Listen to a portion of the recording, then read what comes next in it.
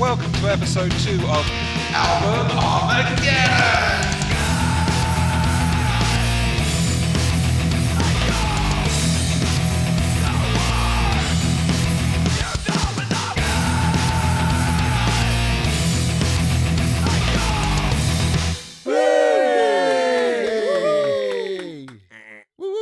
Welcome to episode 2 of Album Armageddon. I'm your host, Si Stevens, and joining me are my co-hosts, Cath McCauley. Yeah, boy! Rob McCauley. She stole what I was going to do. Someone was going to do it. Hear the drummer get wicked. And Stu Whitehouse. Hello. Think I'll bring you back down to a middle-aged white man. Hello. So, what is Album Armageddon? Put simply, Album Armageddon is where we take 2 albums from a single band or artist, pair the tracks up, and discuss and decide on a winner for each track. So, what are the rules for this? Rule 1, obviously, albums must have the same number of tracks in order for them to be matched up, so on occasion, there may be some creative licensing for this to happen. Rule 2, no live, arena, or stadium tracks. These are normally found elsewhere on the album in question or a previous album. Also, no interludes or skits, which will come very apparent this month. Rule 3. In the event of a voting tie, the host who chose the artist will have the overriding decision. Rule 4. An artist can only arrive in Armageddon once unless a genuine and strong argument can be made for them to feature a second time. An album, of course, can only feature once though. And rule 5, the most important of all, the Napalm Death card can only be used during a discussion of a track and can only be used once per show. So that obviously leads to the question of, what is the Napalm Death card? The Napalm Death card is only given to the host who chose the artist for the month, and this card allows him to declare a track a winner regardless of the voting result. At the end of the show, we will create a super album on Spotify featuring the winning tracks. We got to say that this is more passion than critique, so no long boring tracks about the key of the song, just our thoughts, feelings and occasionally stories around the songs. As a word of warning, because of this, you may find the occasional F-bomb, Cath, drop through the show. So without any further delay, as our intro said, this month is Public Enemy, and the albums are It Takes a Nation of Millions to Hold Us Back versus Fear of a Black Planet. Stu, it was your choice this episode, so why these albums? Well, it's Public Enemy. I mean, it's a big part of my childhood, really, growing up. Early teenagers, just absolutely love these albums. They are very a product of their time as well. Very politically charged. The subject matter is very much of their time, and they still can be translated to nowadays. But it was very much of their time then, and they're just amazing. They also, to me, changed the way hip hop sounded for the better as well. So instead of the typical 808 drum beat sound of all that kind of stuff, you got this more hard hitting, edged, and slightly out of time, but not. It's they played around with the metric, and it was just incredible that the soundscape they developed at that time. Now, new ears coming to say Nation of Millions, or the first album you ever on the show, which we're not covering on this. It's it probably sounds very basic, very rudimentary, but you've got to think at the time that was the gold standards, and that's where people copied. Public Enemy were very proud as well of they didn't want to copy other artists. There's actually one of the songs we're going to talk about later where it almost sounded like a song they've heard before, so they had to then do something else with it, and we'll talk about that later. So, but let me talk about a little bit of the albums which I've chose. So, It Takes a Nation of Millions to Hold Us Back. It was released in 1988. The group set out to create a hip-hop equivalent of Marvin Gaye's What's Going On for its strong social commentary. Public Enemy was influenced by free jazz, heavy funk, and music concrete. Do you know what that is? Because that's the first time I've heard that phrase. I've heard the phrase, but tell me the definition, sir. Well, the definition, the long-winded definition, is experimental technique of music composition using recorded sounds of raw material or sampling. So, anyway, as a backdrop for Chuck D, who employed socio-political rhetoric and revolutionary attitudes to his performances. It Takes a Nation of Millions was number 42 on the US Billboard and received widespread acclaim from critics. It Takes a Nation of Millions is regarded by music writers and publications as one of the greatest and most influential albums of all time. In 2023, it was ranked number 15 on the Rolling Stones magazine list of 500 greatest albums, the highest ranking of all hip-hop albums on its list. And that is quite an acclaim. Mm-hmm. Now, I'm going to talk about Fear of Black Planet in a second, but I do have a bias. Takes a Nation of Millions is my favourite album. It's just sublime. It's just incredible.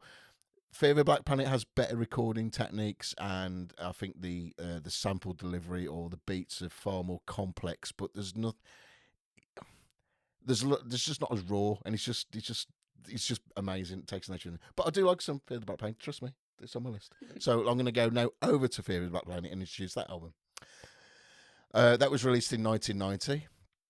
The album expanded on the sampled layered sound. The group wanted to create a more deep and complex album.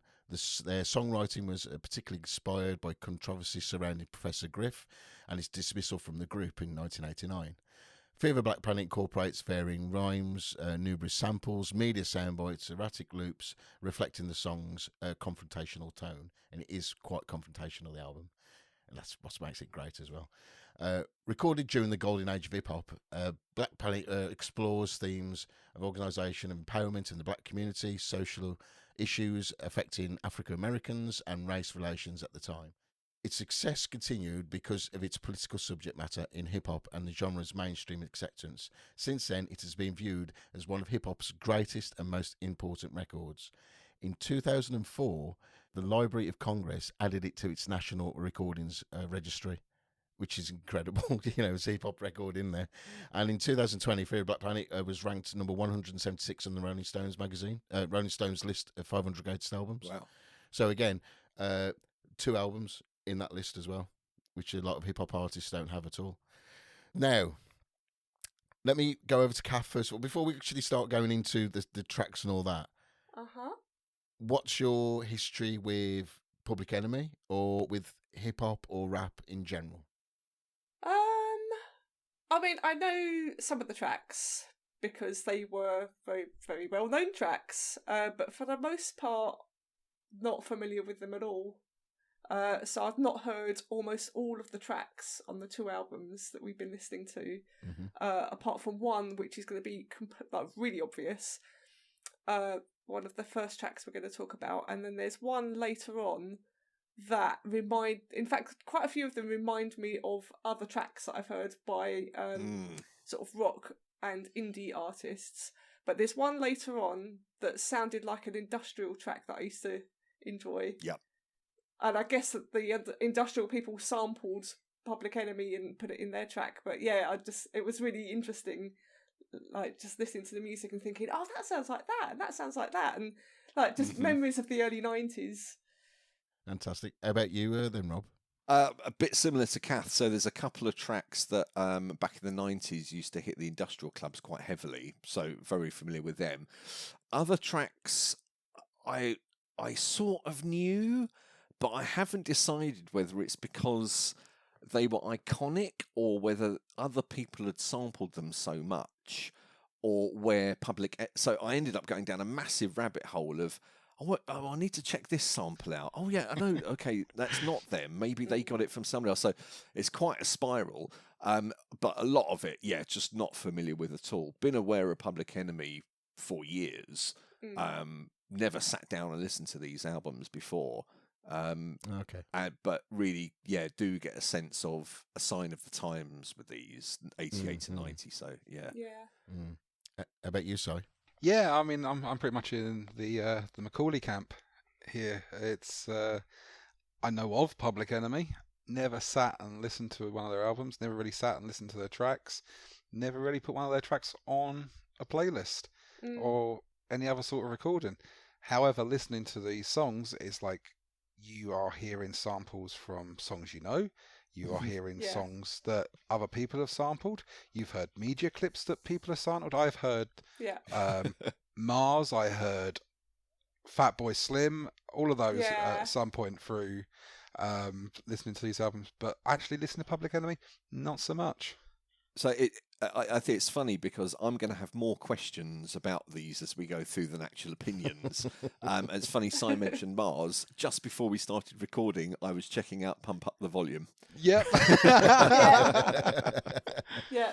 Well, back then as well, especially with Nation of Millions, that's when sampling was in its infancy stage, and people didn't really know how to deal with it, monetize it, police it, whatever, and all those kind of things. So at that moment, it was the most creative, incredible time to use samples because you could just get away with anything. It didn't matter. Yeah.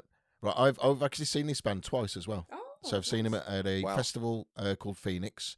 To be fair, I didn't pay to get into Phoenix. We saw him on the stage. We could stand on a hill, but it was brilliant sound, and it all carried. And I actually saw them in Wolverhampton Civic as well, and that was about 10 years ago, not long ago, really. That one. Now I've seen them 3 times. I went to a Monsters of Hip Hop thing in Manchester, Nice. and that was great. There was De La Soul and Wu-Tang Clan and Public Enemy were there as well. It was absolutely fantastic. So, but yeah, fantastic live as well. Really energy. I mean, Chuck D, he's in his 60s and he's still rocking it. Still completely dedicated to it as well. He does. There's a few artists that from black rock and black rap that just don't seem to age. Chuck D looks the same as he did like 30 years ago. It's weird. It's it. When he was 20, he looked 40, and when he's 60, he looks 40. Well, I was thinking also, and I'll mention this later, Living Colour pops into my head as well for one of the tracks. And yeah, same with Corey Glover. He does not look any different, and his voice is no different in the intervening 30 years. So weird. What's the secret, guys? Yeah, exactly. So I believe we've got a slight little discrepancy in the tracks, haven't we, Si, which you need to just bring forward? Yeah, so in order for these 2 albums to match up, we've had to do a little bit of creative licensing, which we always need to do at the moment. So what we've done to match the 2 albums up is we've removed Countdown to Armageddon from Nation, as it's pretty much just an intro. We've also removed the 3 instrumentals from Fear. That's Contract on the World Love Jam, which is almost just another intro. Instant at 66.6 FM, and Leave This Off Your Fucking Charts. We've also Leave This Off Your Fucking Charts. We've just left it off our podcast, and we also removed the 2 less than 60 seconds tracks from Fear, which is Meet the G That Killed Me and Final Countdown of the Collision of Us and the Damned. Probably says it takes longer to say that last title than it actually does to play it. But what it does by removing those tracks, it does mean that both albums have 15 tracks for the purposes of Armageddon. And because I like both albums, he hasn't been that bad at hacking them. I do. I mean, they're a nice compliment to each track. Who are quite good. So then, shall we get into Let's this get cracking. debacle? Yeah, boy. So I refrained. You've already used it. Well, so the first track against each other is Bring the Noise and Brother's Gonna Work It Out. So the first big tracks of the albums, they're just amazing in my opinion. So Bring the Noise, its single only reached number 56 though, which is a bit odd really, because it's such a major song. But also back then, I mean, now it is very mainstream, but back then it wasn't. So it's probably still very, I don't know what to make of this. And that. So the song's lyrics include boasts of Public Enemy's prowess and endorsements of Nation of Islam leaders, and arguments for rap being a legitimate music genre. The lyrics also have a notable the timing is weird. It's odd. If you get a metronome on it, it's not quite there, and that's the one thing they pioneered, because no other rap. It was literally 4/4 on the beat, bam, bam, bam, and it was very predictable. These just slightly just adjusted it and it was just. And this was one of the tracks which they really showcased that as well. So. Just the whole. Well, you may also know this from Anthrax. Of course, this is the and they also this song came out obviously before Anthrax did theirs, but they mention Anthrax in the lyrics, and then they went, we could do we could do a crossover. And then that's how the crossover will happen. Right. So, what did you think of Bring the Noise, Cath? Well, I'm very familiar with the Anthrax version, so which is great. Which is better. Don't get me wrong, it is amazing. In my opinion. Which I liked it. I don't think I'd actually heard this version of it before because I've only ever heard the Anthrax version. So it was interesting to hear like the lesser good of the two versions. Oh no way! Now I believe I did introduce this. We won't have like an opinions on. Well, I mean, if we can't have opinions, I've got nothing to say about any of the tracks. I'm only playing.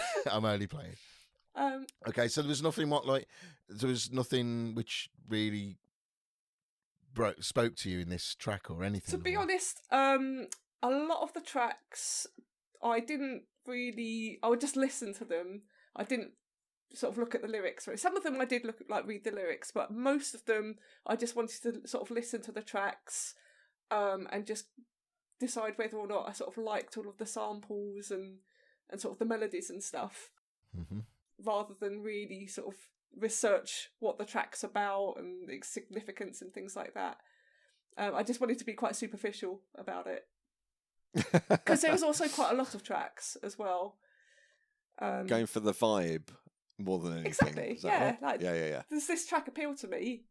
Yes or no? Bring the Noise, yes. I'm not sure if it probably wouldn't have appealed quite so much if it wasn't for the sort of being familiar with the Anthrax version. But yeah, I really enjoyed listening to it. It's a good track. Yeah. Rob? Well, pretty much the same as you. The Anthrax version was the one that I originally heard. Yeah. And like any track or artist that you originally hear, that's the version you fall in love with from the beginning. So listening to the original was weird because the guitars are stripped out. It's a bit slower tempo than the Anthrax and Public Enemy combination. I thought I got the sense that it must have been a massive house party hit when it came out. Yeah. I mean, yeah, just had that groove to it. And was an outright winner against Brother Gonna Work It Out. Although, again, so I've been down such a rabbit hole with all these tracks, not only for the samples, but the titles as well. So I was thinking, was that a Fatboy Slim one, or was it Chemical Brothers did a track called that as well? And maybe they were influenced by that. I've got to a point where I'm so paranoid about them influencing people for the most random reasons. You know, it's like watching The Killing, where someone's giving someone a funny look. You're like, why are they looking at them like that? So, Brother Gonna Work It Out. It seemed to. You also mentioned earlier, Stuart, that them then ending up sampling and referencing themselves, which just made it even more confusing. I had a feeling that Brother Gonna Work It Out may have referenced back bits of Bring the Noise as well. It does, yeah. So, but Bring the Noise wins. Brother Gonna Work It Out, I didn't think it was a particularly strong opener for the album. And just a sense of familiarity with Bring the Noise. But Cath, you didn't mention Brother Gonna Work It Out, so I'm going to go back to you. Right, okay. Well, my notes are, it's a likeable track. It didn't annoy me at all. I didn't get bored with it. It was quite interesting. And it really reminded me of early Beck as well, which was a plus point because I love Beck. Yes, I really enjoyed it, but I guess because I'm really familiar with the Anthrax version of Bring the Noise, for me, Bring the Noise is definitely the winner. And I wonder if I wasn't familiar with Bring the Noise, then perhaps I would have voted for Brother Gonna Work It Out instead, but as it happens, I'm not. So, yeah, Bring the Noise. Si, what did you think? I thought both songs were good album openers. I got a bit confused, obviously not knowing the band in itself, with the fact that it's self-referencing on Brothers parts of the album from It Takes a Nation. I started getting to the point of, do I recognise this from a sample, or do I recognise this from listening to the other album, or what is it? And it kind of got a bit confusing, and as Rob said, you go down rabbit holes. And there isn't like a little amount of samples on these albums. You're talking almost 3 figures worth of samples over the 2 albums. Yeah. But for me, the bass and the drums, and like Cath, I'm going to be quite superficial on a lot of these tracks because I don't know and they don't have any part in my life up until about a month ago. Yeah. The bass and the drums of Bring the Noise just edged it over Brothers for me. Excellent. Well, that's unanimous. That's Bring Those for everybody. But the thing is, though, I love Brothers Gonna Work It Out. I think that is such a strong track. The beat, it's quite metallic as well, and it's just driving. It's just, and Chuck D in his deep voice, it's just amazing the way he carries all that. So, but Bring Noise, it is the better song. I can't argue with that. Neither can you, lot. Unanimous. Right then, so we're going on to track 2, and this is Don't Believe the Hype, vs 911 is a Joke. So, Don't Believe the Hype was another famous singer of theirs. You must have heard it. Deployed the famous hip-hop kettle sound, which probably drives people insane. They don't know what that is or used to it. And obviously, it's a song about advertising and don't take it for face value. And actually, the lyrics are quite good as well for the time period as well on that one. And then 911 is a Joke. It's basically all about the lack of emergency services in black neighborhoods at the time, and they had evidence of them not turning up to particular areas. Maybe because they thought they might get mugged or something like that, but they shouldn't have had that because there'd been a duty of care and all that kind of stuff. So that was their sample. But 911's a Joke is more of a comedy song as well. Did you ever watch? Have you ever watched any of these videos, by the way? When you're down your rabbit hole and that. So. No. Okay, so when you watch the video for Don't Believe the Hype and watch the video for 911's a Joke, 911's a Joke is a joke video. It's just comedy.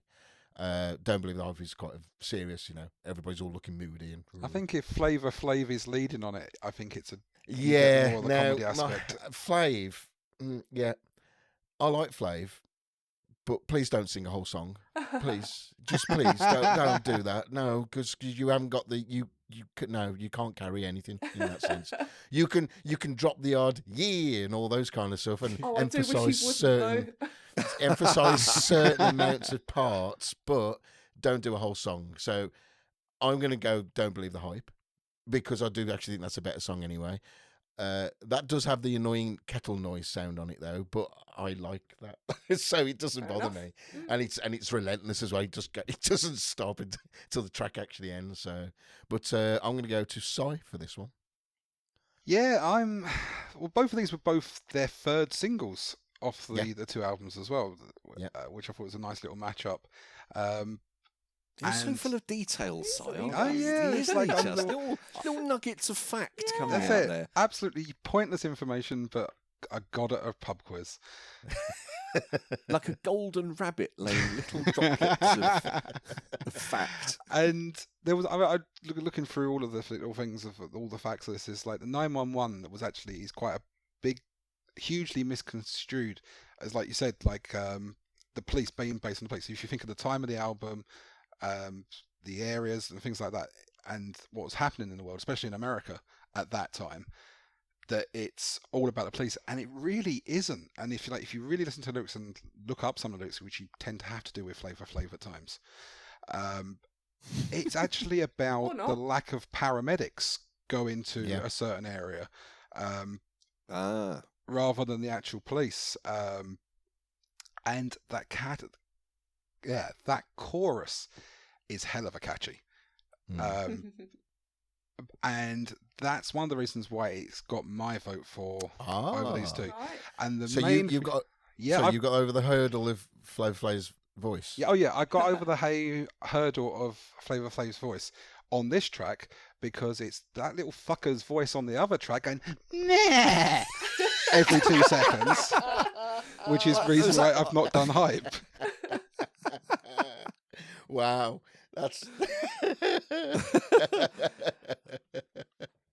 okay. It's a shame this is not a visual podcast because I got a real sense of My Little Pony from Si there. Okay, so I will pass it. Obviously, I'm going to be passing to Cath. So what are your thoughts on this, Cath? I didn't have many thoughts on either of these tracks. So I quite enjoyed Don't Believe the Hype. I thought it started really interestingly, and I got quite into it. But that chorus, like, it ruined it for me. Meh. I just thought, why, you've now ruined this track and I don't like it anymore. Put me right off. So that's what I thought on that one. 911 is a joke. I think I might have actually fallen asleep when I was listening to that because Wow. it just sounded standard. There was nothing memorable about it. That's the box quote right there. So I'm gonna have to go with Don't Believe the Hype because at least there was something I could. Well, there were some things that I enjoyed in it, and I remembered listening to it as well. Whereas the other one just boring. Okay. Rob, over to you. Well, so I was listening to Don't Believe the Hype, and I had a massive flashback because it is a track that they used to play at the club that a certain person on this podcast and I used to frequent throughout the 90s. So it is a classic, Don't Believe the Hype. A classic that I'd quite forgotten about until I heard it again and reviewing this. So it had an instant advantage there. 911 is a joke. I like the bass line on that. I don't think they pushed the bass lines forward enough for my bass ear.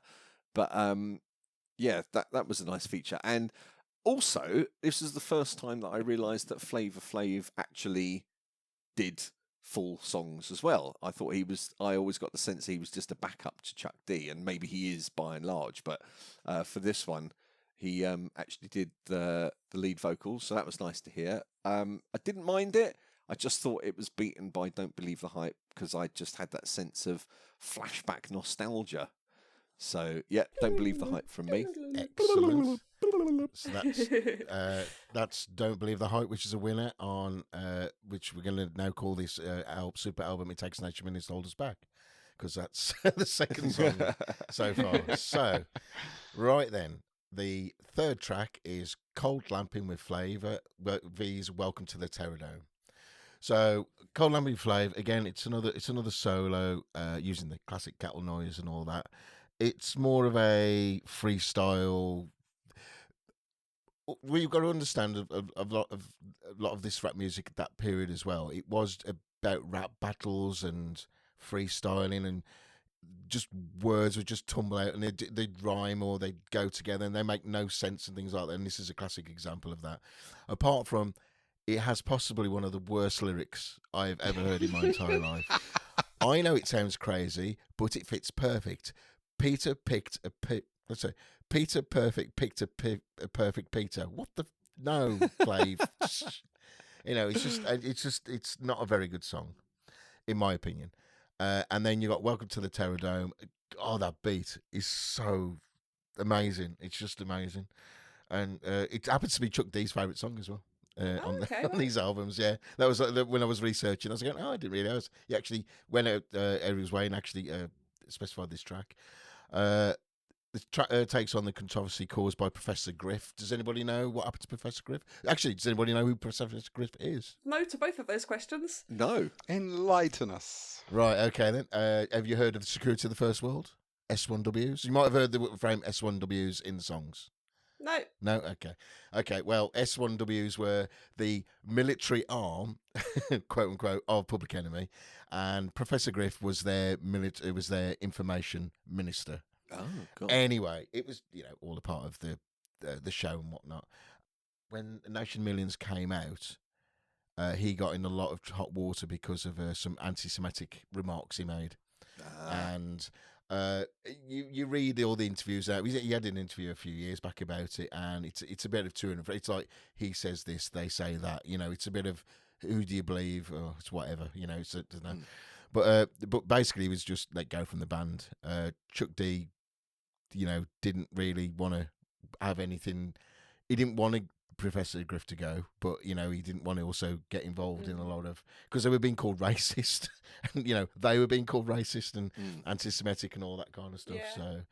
So, And what I've got a quote here from Chuck D. Chuck D, a keyboard magazine in 1990. I don't know why he was speaking to the keyboard magazine, but my job is to write shocking lyrics that will wake people up, like "Welcome to the Terrordome." How I could talk about in 1989 and not talk about the band's confrontation with the Jewish community at the time. So he wasn't also scared at delivering those kind of things as well. So out the two, Welcome to the Terrordome, it's just got the killer beat, and Flav shouldn't rap for the whole song. No, you shouldn't rap. But Welcome to the Terrordome is a genuinely good driving song. The beat's just going and going. The bass drum there is like thumping. It's an absolutely incredible song. Rob, how about you? All right, so Cold Lampin with Flavour. My comments are, well, there are a few more comments than this, but my main comment is, yeah, boy! Which I think, now that this is the fifth track that I've mentioned, I think that phrase has been mentioned on at least two of the others so far. So this is where I started to wonder, at what point did they start self-plagiarising themselves or sampling themselves, and round we go.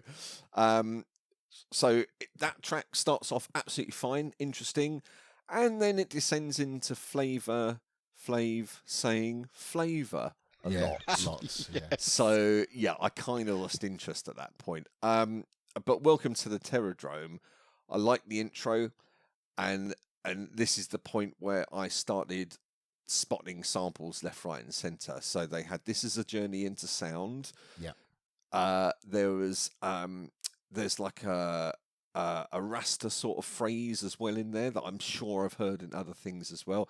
And Hear the Drummer Get Wicked, which was on Bring the Noise, but did they get that from? Oh yeah, it just got super. It was like spotting, sample spotting, like bird spotting. Musically, I thought this was where I'd started to lean towards the tracks that Chuck D was prominent on. Just because I think he's got a more iconic voice, he's got a better flow, he's got better lyrics than Flavour Flav. I just thought it was a cool track across the board. So yeah, Welcome to the Terrordome for me. Excellent. Let's skip over to Sai. What do you think, Sai? Yeah, I think it's pretty much going to be unanimous on this one. I loved Welcome to the Terrordome. Just the drive, the bass, just everything about it is... it's rap stroke hip hop 101. Yeah. If you want to... Yeah. If you were sitting into a university course about rap and hip hop, this would be one of the tracks that you play, because it just ticks every single box. And then when you look at the matchup it's next to, Cold Lampin with Flav. It's not fair, is it? It's a complete mismatch. I mean, you'd mentioned the sample on Terrordome there, Rob, that you wasn't sure it was from. I knew that instantly. It was... Which one? Which sample? It's from Musical Youth, Past the Dutchie. Yes, it is, yes. Yes. As soon as I heard Excellent. that, I was like, oh, yes. It's like when I was a wee boy at that, I was fully into Musical Youth, and I've still got all their 7-inch singles up on the shelf. Wow. Wow. But that's been used on several other things across the years as well. Yeah. And that's what started getting me confused. Like, where have they originated things, and where have they nicked things from way back before even them? So, and looking at Cold Lampin with Flav, is like what you were saying there, Stu, about they just put words together because it's all about rap battles. So you just put words together that rhymed. Flavour Flav didn't even just put words together that rhymed. He just made shit up. I mean, one of the lyrics from this is what is this? We got Magnum Brown, Shewski, Paluski, Supercalifragilisticexpialidocious. And it's like, what the fuck? And then about 2 verses later, as Rob says, he just goes into these rhyming ability turns into, if it's flavour, what rhymes with flavour? Flavour. Okay, and what rhymes with flavour? Flavour. And that's what all that track descends into eventually. And it's like, no, it just not even comparable. It's like the biggest mismatch on this whole battle. It's just...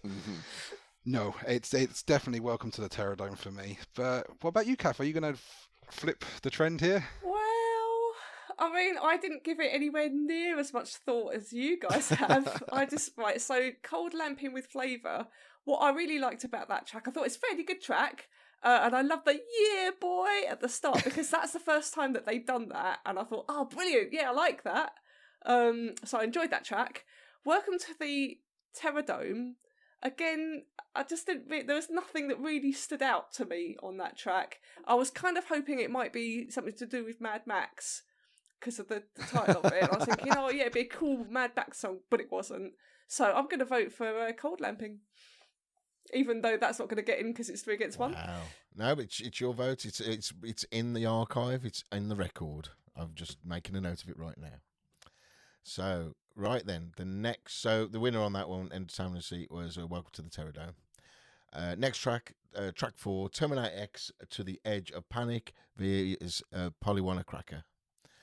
So, Terminator X. Let's talk about Terminator X. The DJ, the guy with all the beats. Fucking Queen is being sampled in this mofo. It's the best. When I first heard this when I was a kid, it was just like, I loved Queen. Like, I was a big Queen fan. And when I heard this, I was like, oh my fucking God, it's the best thing I've ever heard. It is. It's just nice. I still love it now. It's still bring, I wouldn't say shivers down my spine, but it's a great track. It's just this ode to how cool their DJ is. I just love things like that. It's just like, oh, listen to Terminator X, is ace, isn't it? and it's the sample of there. Pollywanacraka. It's actually a good song. I prefer Terminator X, to be fair, because it's more fun, uplifting, all that. Pollywanacraka is all about interracial relationships. So, and it's actually lyrically, if you read the lyrics, it's actually good wordsmithing as well. It's not bad. So, and the beat's really nice. It swings as well. It's really good. So, and there's a sample in there, Michael Prerogative by Bobby Brown. Yeah. But over to Cath. God. So have you struggled with this a bit, Cath? Am I getting a sense? Well, I just found it really hard because I think I found it hard to get a sense of the album because we're obviously listening to one track from one album and then from the other album. But what I did notice with Terminator X is that I was beginning to get really irritated with the repetition of "Yeah, boy" and just the samples that they're using. I mean, I got really excited about it on the first track because I hadn't yet heard it, but it's beginning to grate on this track, and it was irritating.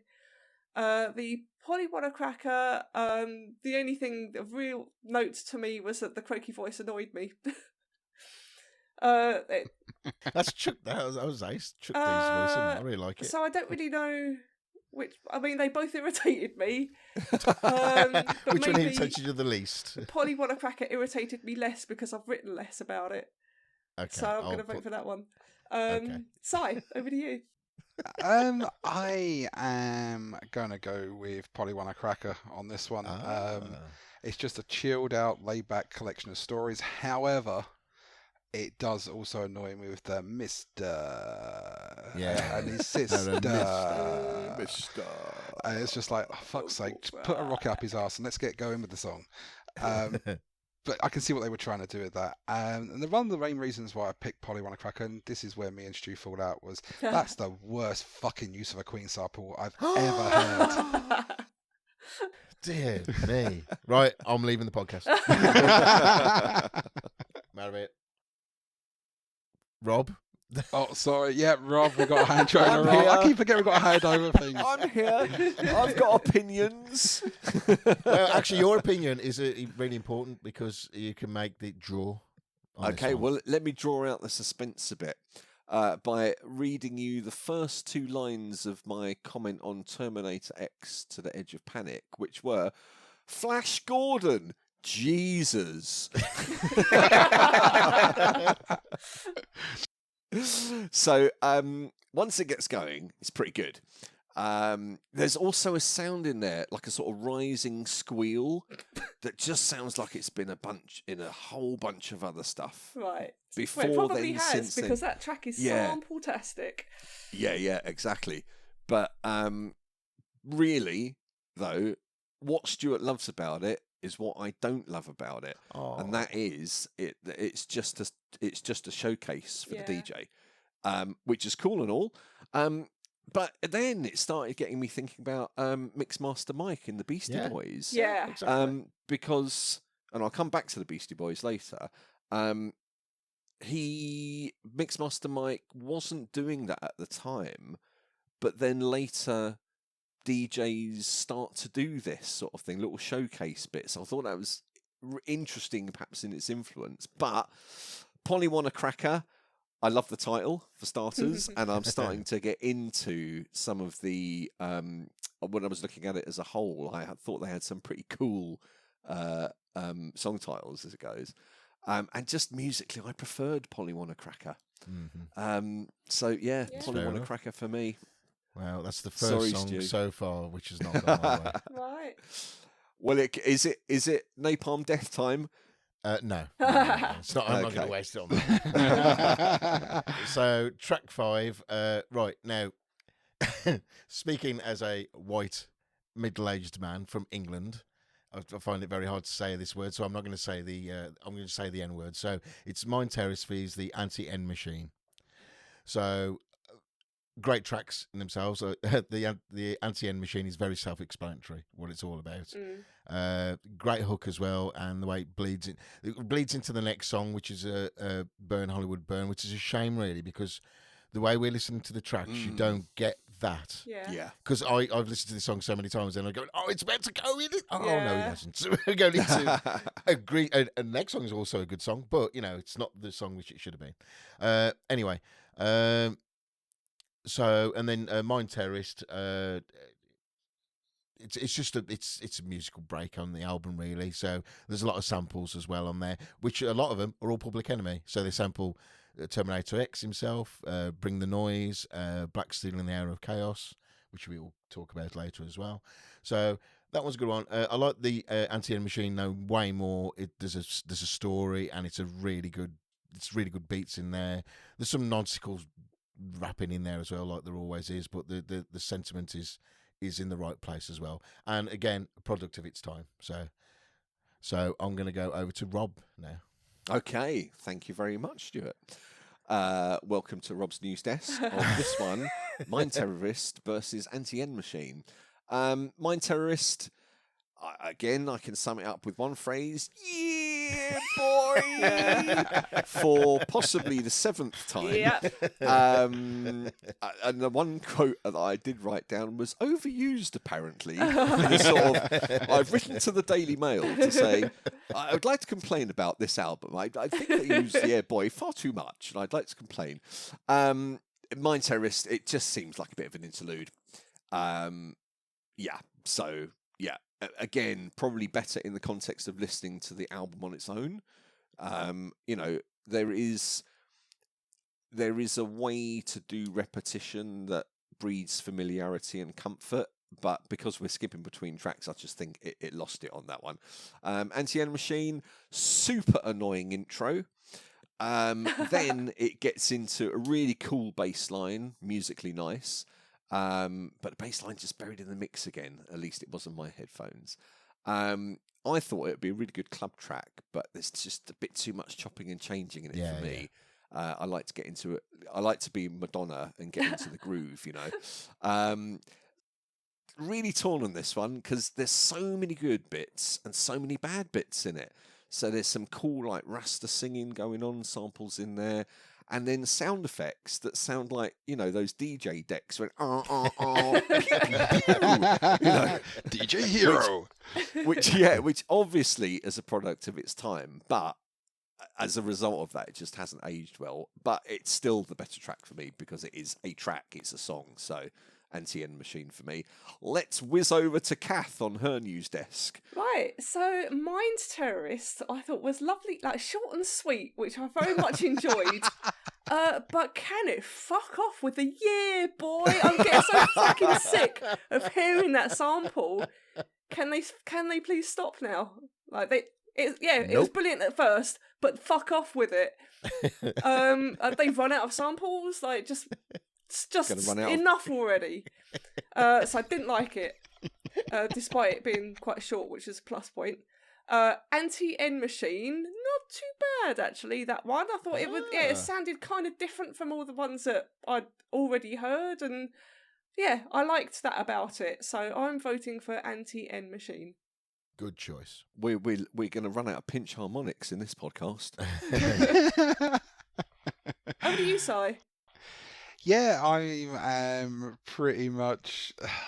Yeah, fucking yeah, boy. How many times? Jesus. It's like when I was listening to the albums to find out what we could find for the intro, it was like, I wonder what we could use. And I heard it once and I was like, oh, I remember that from years ago. And now it's like, fuck me. Jesus. I've heard that so many times now. I'm actually saying it as well. It's like someone said something to me the other day and I was like, yeah, boy. And I was like,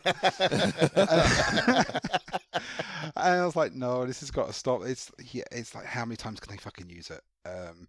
Well, let's wait and see. Only on track 5. It's so strange though that you lot of all. I didn't like, maybe because I've grown up with it. It doesn't even register to me. It's just normal. It's just in there. I don't even know how many times he really says it. It doesn't even pick up. It doesn't even bother me on that thing. The thing I thought would have really bothered you lot was the typical kettle noise, like yee yee, going through like most of the tracks. And I thought you would have picked up on going, I wish that instrument would just go and fuck right off because I've had enough of that. But no, you're all picking on Flav. Yeah, well, I mean, he's done a great job of burying that into the back of our subconsciousness, irritating the shit out of us. I mean, it's the equivalent. I mean, it's not like even like his trademark. It's every fucking song on this album. It's like Queen releasing an album and halfway through every track, Freddie going, Flash. Ah! It's like it doesn't add anything to it. It's lost its impact now. At this point, track 5, it's lost the impact of what it means and what it really adds to any songs. Also, my interest to me is little more than just a collection of samples in a very overly long instrumental. So this is really no contest whatsoever. Anti-End Machine for me, so much social commentary on that one as well. So especially for the time and everything that was going on, it's unanimous. Right, then the next track 6, is Louder Than a Bomb vs Burn Hollywood Burn. Now, the Anti-End Machine does go straight in. There is no break into Burn Hollywood Burn. So when you listen to it in the album, in the context, it works incredibly. It's just smooth and it is there. So, Louder Than a Bomb, Chuck D song was simply about the fact that the FBI was tapping his phone, and they did. And he was there going, they actually tapped his phone. So that was all. This song was all about. Because at the time, it was like black empowerment, and the government also classing Public Enemy as inciting riots and things like that. So they just wanted anything they could get on them, really. And Burn Hollywood Burn, classic track. I have a love-hate relationship with Ice Cube. I really do. And Big Daddy Kane, I don't have a love-hate relationship with Big Daddy Kane. It just means nothing really to me. But I do love Ice Cube, but also I don't at the same time. He's a very strange character. I love the way he delivers his lyrics and all that stuff, but the content sometimes is like, oh, stop being a dick. Just calm yourself down, So, but this is a great track as well. It's about basically how Hollywood at the time, was completely racist. Just took advantage of all the black community in films and all that kind of stuff. So it's all about that, really, and it's fairly obvious what it's about. And that is the better song, because that song, when all 3 rappers are also going as well, it's amazing the way they all play off with each other. It's like, they have their little sections and they're just great. But I love the way Ice Cube has to say "motherfucker" at the end. It's like he has to. He's contractually obliged to write that. But he goes, I don't want to do it this time, lads. So I go, no. So we ain't going to pay you if you don't say it. Oh, all right then. Look, if you don't say it, Cube, he's going to go fucking yeah, boy. Yeah. Yeah. So it's Burn Hollywood Burn for myself. So, Si, what do you think? Both tracks for me were really pinpointing the whole less is more style, more laid back. I think because you've listened to Terminator X and then you've got Mind Terrorist, I think the wall of sampled sound hitting you is, and the Air Boys are just too much. And Louder Than a Bomb just being that little bit of a step back from that. it makes it a far, far better track. Don't get me wrong, I actually really like Ice Cube. I really like the way, as you say, he delivers his lyrics, even if some of his lyrics are a bit pants. Questionable. Yeah. I do like that, and it's a good story, and it does like highlight everything that was wrong with the American cinema industry at the time. Yeah. Where if you were a black actor, you were either in Driving Miss Daisy or you were in a house party movie.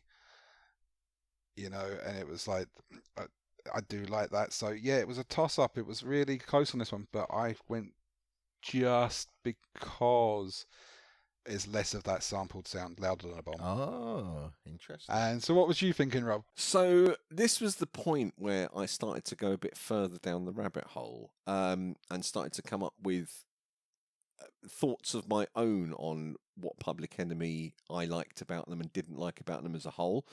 So I thought Chuck D was totally on point on Louder Than a Bomb, and I thought musically it was cool as well. Mm-hmm. And then I started thinking about the way that they were putting these more sort of chilled music on top of rap, and it reminded me of what the Beastie Boys were doing sort of later in their career. Things like Can't, Won't, Don't Stop, that sort of music. And I was thinking, which way round did it go? So I think Public Enemy opened for Beastie Boys on their first tour, but the Beastie Boys actually dropped their albums before Public Enemy, but their style was very different and became kind of more Public Enemy-like later in their career. So I was just sort of following the, who came first sort of thing. So, yeah. So Loud on the Bomb was the one that I thought, it's a showcase for Chuck D, this one. It's interesting you say about the Beastie Boys, because they sampled Girls off the first album. Right, yeah. And, you know... on that track, yeah. And then on the other side, and we'll come to NWA in a second, but so Loud on the Bomb, I also thought, it's like Public Enemy are a plate of spaghetti bolognese, and the meat is Chuck D, and the pepper is Flavour Flav. I want meat with pepper on it. I don't want half a dish of meat and half a dish of pepper, or a dish of pepper with a bit of meat on top. And that's just where I started to sort of see the value of Chuck D and where Flavour Flav ought to be used and where he ought not to be used. So, and it also made me think, this was the track that made me think, I can see why this album was so different at the time. Now it's been copied 100 ways to Sunday, but if this was where it started, then yeah, I can see where. Burn Hollywood Burn. Now I was instantly thinking about Left Field and Open Up. Yeah. So again, is this I don't know if this is a common phrase or whether they're referencing that. I don't know. Musically, higher tempo, which didn't groove as much for me when against Louder Than a Bomb. And then I started thinking, well, which tracks on this album are the deep cuts and which ones were the popular at the time? I quite liked the cameo from Ice Cube, and then I started digging into NWA. Where were they at the time? So apparently they hadn't dropped their first album yet, and it came out that year, I think. So whether he was sort of an up and coming kid at the time, or whether they'd already dropped the album and Public Enemy went, oh, we should get this guy over. But it was nice to see that sort of little collaboration there. But yeah, Louder Than a Bomb, of all the tracks so far, bar the famous ones, Bring the Noise and Don't Believe the Hype, that's the one that sort of set it for me. So Okay, yeah, Louder Than a Bomb for me. And let's go to Cath. Right. So Louder Than a Bomb, for me, it was reminiscent of Rage Against the Machine. I was getting some serious Rage vibes from it, which I really enjoyed. I quite got into it, which surprised me. The thing that ruined it was the end, which was dreadful because it was like a live audience recording thing with a fucking yeah in it. I was thinking, if he says boy, I'm actually gonna. I think that's it for me. He teased. He just went, yeah, like really nasally sound he makes. Like, he's really pissing me off by this time.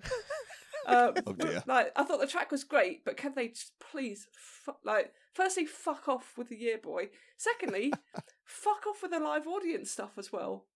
Oh, wow. Okay. Yeah, So- I didn't like that as well, and it's a couple of times they do it, and it's just like it's quite jarring. It is. It's just it just ruins it because you like some. Yeah. Anyway, so I didn't like that. Burn Hollywood Burn. So yeah, I was like, oh yeah, maybe it's got something to do with the Left Field song, which I really like, which it hasn't. Not that I was aware of anyway. But I thought it was quite enjoyable. But the thing that I didn't like about it was there's like a whistle in the chorus. Like there's just some sort of whistly noise which I found quite annoying, and the repetition of the female vocal grated as well. So I reckon Louder Than a Bomb, because it was a really great track. Just chop that end bit off with the live audience, and it'd be perfect. Okay, well, I voted Burn Hollywood Burn. However, I do love Louder Than a Bomb, and I have no qualms on that because it's a great song. So, right then, track 7, Court, Can I Get a Witness? V's Power to the People. Dresses. Oh, so Court, Can I Get a Witness is all about them basically being taking over the coals about sampling, and and at the time sampling wasn't classed as a legitimate music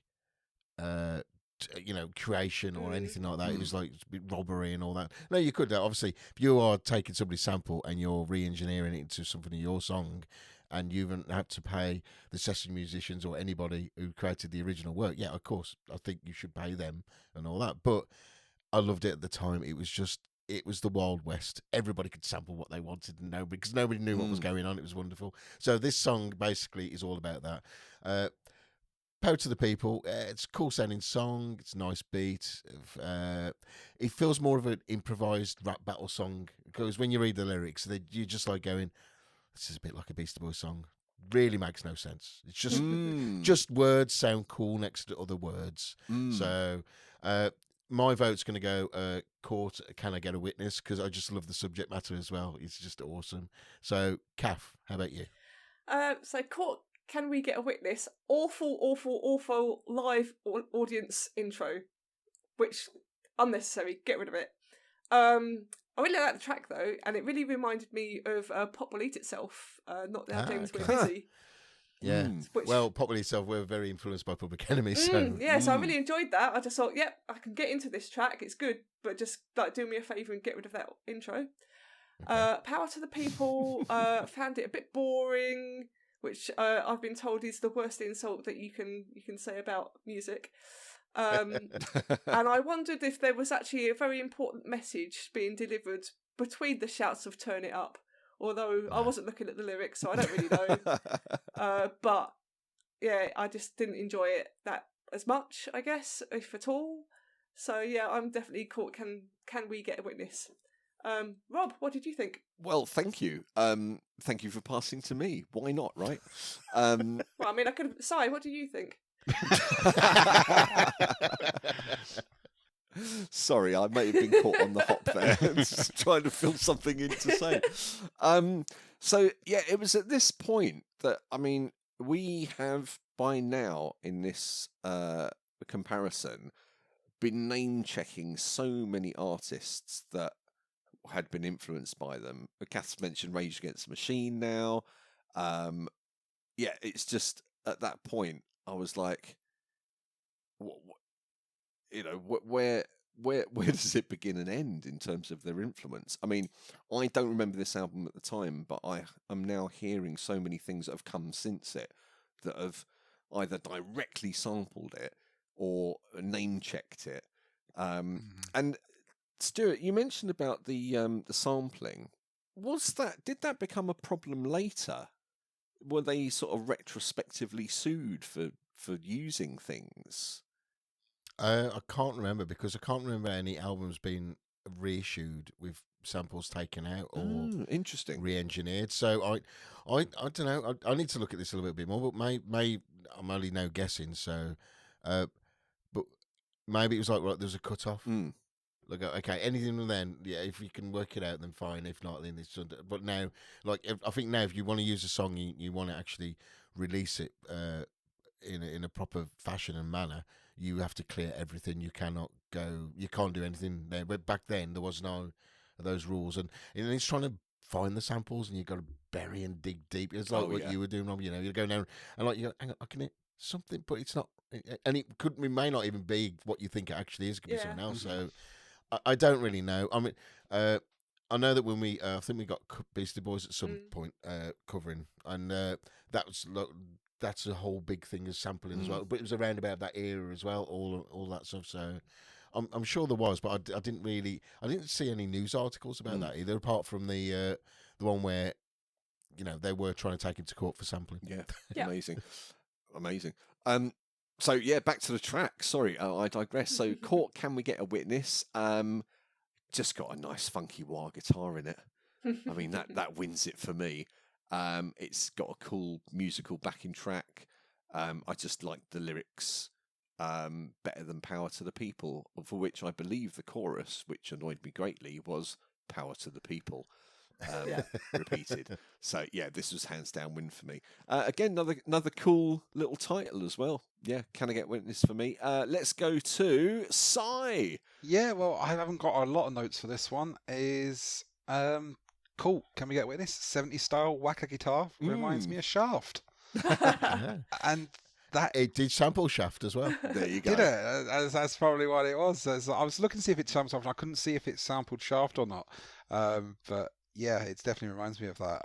It edges it for me for that reason, just like the guitarness of it all, and the less annoying chorus, and it's a great little story as well. Like of everything they're going through with like the sampling cases. So yeah, for me, it's cool. Right, track 8. Show 'em What You've Got vs Who Stole the Soul. So what you got is a music break in the album again. It's classic hip hop beats from late 80s. Basically, they sampled themselves again, bring the noise louder than bomb. And the sample I've picked up, I don't know why I've written this one down. Son of Shaft. Well, Shaft, that's why. And Feel It by Barcase. I really like that track. It's just like a nice break in the whole album. It's just like this amazing break beat as well. It's just really good. And Who Stole the Soul deals with issues of black identity, exploitation in black entertainers, such as Wilson Pickett and James Brown. Mad complex beat. I just love it. It's just really, when you analyse it and you look down, it's just like, how have they made this? They've sampled drums on drums and drums and put them on and turned them inside out and all that kind of stuff. So I really like it. But my vote is going to go Show 'Em What You Got. I just love how stripped down and nice, and just take it back down a bit, tone. So, but I do like both of them, to be fair. So I'm going to go to Sai for now. Yeah, I think Show 'Em What You Got is a very, very well crafted extended interlude, but it's an interlude nonetheless. Oh. And I can really see Who Stole the Soul really firing up a live audience. If you just imagine that being live, I can really imagine the crowd going for that one. And it's a different pace to a lot of the tracks on the album. I thought it's just, there's just something about it that clicks for me. More so that it's not an interlude. So yeah, Who Stole the Soul for me. Okay. So Cath, what about you? Yeah, I don't know. I didn't really feel like it's a fair comparison either, because of Show 'Em What You Got is an interlude, and apparently What You Got is a saxophonist, the song title, nothing else. That's it. So I thought, okay. Oh, that is a classic hip hop beat. You are that's like you getting the Bible and burning it there, right there. If only they'd thrown a Yeah Boy into it, they would have been. Well, it didn't annoy me, so that's a good thing. I thought. Oh, okay, that's yeah, good. That's okay, good. it's just fine. It's just what it is, really. Who Stole the Soul? So this is when I started paying attention to the lyrics, because I wondered, who did steal the soul? I was quite intrigued. I wanted to know. So I tried to find out who it was that stole the soul, but it was never actually determined quite who it was. It that was stole Hip Hop it. Bruce. However, I was going to say, was it Hawaiian Bruce? No, it's Hip Hop Bruce. It's Hip Hop Hawaiian Bruce. it seems like it might have been the authority or the police or someone. But yeah, they never actually determined who it was that stole the soul. But I guess because that track is a bit longer and a bit more interesting, for me, that sort of was the better of the two. So, Rob, what did you think of it? Well, I thought Who Stole the Soul? I misread it, and I thought someone's been stealing the bottom of other people's shoes. So, yeah, I just sort of missed... Yeah, no, Public Enemy are renowned for their political statements on footwear. I missed the content of it. So, going back to the first album, Show 'em What You Got, it wasn't an interlude, it was a showcase. That's what I felt about it. But again, it's very short, less than 2 minutes. But in terms of showcases or interludes, I can tell you, dear listener, one of these is going to win later on. It's just not this one. I like the sax loop; it was cool. But the vocal overlay, yeah, just got a bit annoying. Who Stole the Soul? Apart from it not being about the bottom of people's shoes, it just won. And not for me knowing who because stole it either. Yeah, exactly. Who is the shoe thief? Next week on Unsolved Mysteries. Yeah, that's the bracketed title that they actually took off the album. So, but yeah, it sort of followed the same sort. The intro was a bit like the chorus of the last song, "Power to the People," which made me think, again, we should be listening to this in perpetuum rather than skipping between tracks. So, but yeah, Who Stole the Soul? Simply, basically, because it was a song, not a showcase. You were saying there as well, Stu, about they sampled themselves again on that track. Is that because of like Court Can We Get a Witness and the trouble they had on that first album? I think it's just like they were just being egotistical. That's awesome. Let's sample ourselves. Let's do that again. I really do. No, I really do. I think it's also, you got to think it's of their time. It's just like, yeah, Chuck. When you said this, just we'll loop that. It'd be brilliant. We keep on. I was just wondering because if they've used a sample in track 1 and they're getting in trouble for it, if they sample that on the next album and they sample it themselves, even if it includes a sample, are they then sampling Public Enemy rather than the original artist? It's like the inception of sampling. Yeah. I don't know. We might have to have a separate sub-podcast about inception of sampling. I know. And see where we go on that one. I don't know. Sorry, I can't answer that question. Right then, track 9. She Watched Channel Zero, V's title track of the album, Fear of a Black Planet. She Watched Channel Zero is basically a negative influence of TV on the black community.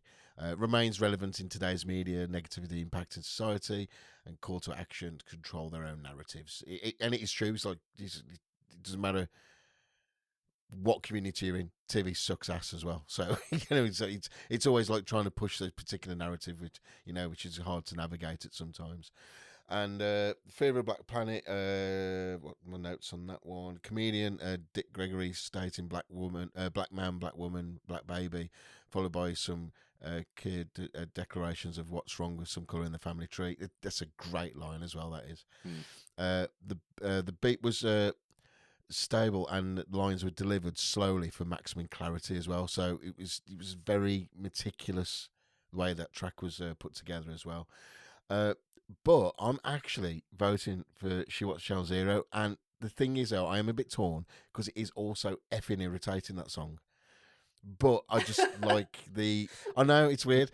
I think I like the music of Fear of the Black Planet, but I think I like the lyrical content more of She Watched Channel Zero, which is odd. I don't know why. It sort of just gels with me a little bit better. And also I like the repetitive guitar sample. Jigga, jigga, jigga, that right. jugga, jugga, jugga. Let's come on to pop quiz, shall we? Okay.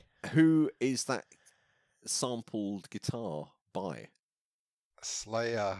Angel of Death. Very good, very good, very good. This is when I'm beginning to feel very much like the youngster of the group here, because you guys all know these samples, and I've literally no idea where it came from. Didn't even realise. Yeah, so I'm going to pass it back to Rob now. I don't know, what do you call yourself, Rob?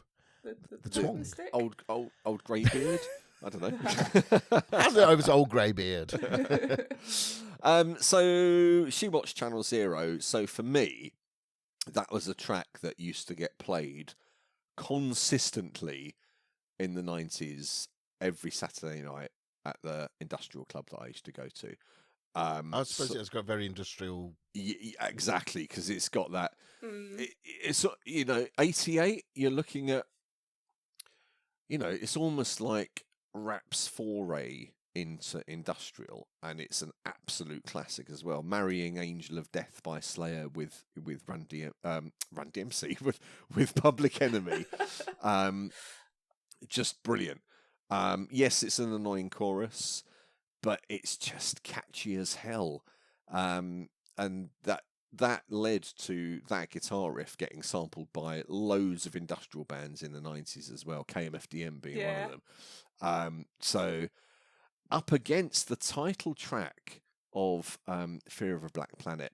So I had to take that on its own merit because, I had to give it a chance against She Watched Channel Zero, which just has such nostalgia value for me, and I would still crank that today, no problem. What I really liked about Fear of a Black Planet was Chuck D. He's gone a little bit aggressive on this in his delivery. He's almost getting into sort of, and Cath mentioned this earlier about hearing a bit of Rage Against the Machine, a little bit of influence there for sort of rock rap groups, rock rap groups yet to be. So I really liked that. What I didn't like, it's basically put the nail in the coffin for that track against She Watched Channel Zero, was the electronic voice in it. I thought that added. But again, yeah. it's absolutely sign of the times and production and stuff. If they redid it today, I'm sure it would actually sound pretty cool. But yeah, just dated. So She Watched Channel Zero for me. Let's go straight over to Sai. Yeah, I fucking hated that electronic voice as well. It's like they've hired a Smurf, haven't they? to do a thing, and it's. She Watched Channel Zero was my first track that I knew of Public Enemy. Oh, right. And the reason I knew of this was when we had. You went the same nightclub as me and Rob? No, not the same nightclub. It was actually during the pandemic. There was a lot of artists, because they couldn't get into recording studios, they were doing their own thing. Billy Joe Armstrong of Green Day did a No Fun Mondays, released a new cover version every Monday.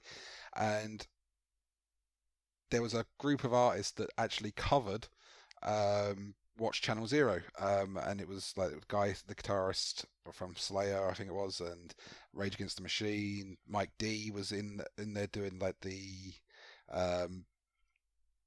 scratching of it all, and there's like a huge amount of things. We'll probably put a bit in the show notes so people can get a check, because it is a really good cover version of it.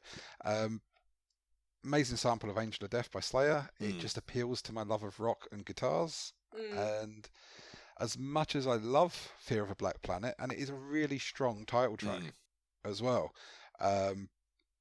She Watched Channel Zero, almost a jokey element to it in comparison. But yeah, it does edge it for me just because of that rocky sample. Cath. Completely agree with what you and Rob have said about She Watched Channel Zero. So I started looking at the lyrics and I thought, these guys need to give her a break and let her watch what she wants to watch. I mean, if she really wants to watch TV vomit like Keeping Up with the Kardashians, that's her choice. So I thought, back off, guys. And I loved the guitar of the track, thought it was very dancey. I'd forgotten that they played it at the nightclub, but I guess that's why I enjoyed it so much. It was just, I was getting really into it. It's a great track. Fear of a Black Planet. So they're not going to shag your daughter, your sister or your wife, even if she says she likes a little bit of Public Enemy. So I thought it was great that they were establishing those facts. I thought maybe it was a very nice little love song that they had going there, and a pleasant little ditty. So I thought they were both reasonable tracks. But yeah, for me, like everybody else, I just enjoyed She Watched Channel Zero a bit more. So I'm just going to paraphrase what Cath said there. So She Watched Channel Zero would be better if they just maybe took the fuse out of the TV rather than having a go at the You need to back woman off and watching. let that woman watch what she wants to watch. If that makes her happy watching Channel Zero, then let her get on with it. Well, I'm just thinking there's other ways that you Why could would you stop want to someone from control watching TV. Control another human being? Back off, man. Just hide the remote. I mean, you know. Well, she just go out to her mate's house and watch it instead, probably. And then they're all chatting about Channel Zero, you know, when they're going shopping. And Well, I thought Fear of a Black Planet could be like an introduction to the father saying, well, I'm not going to do this, I'm not going to do that, I'm not going to do that. Here's the list of things I'm not going to do. So, yeah. Right. Okay. Yeah, let that woman watch what she wants. Yeah, why not? Public Enemy. Right then, track 10. Napalm Death Hard Play!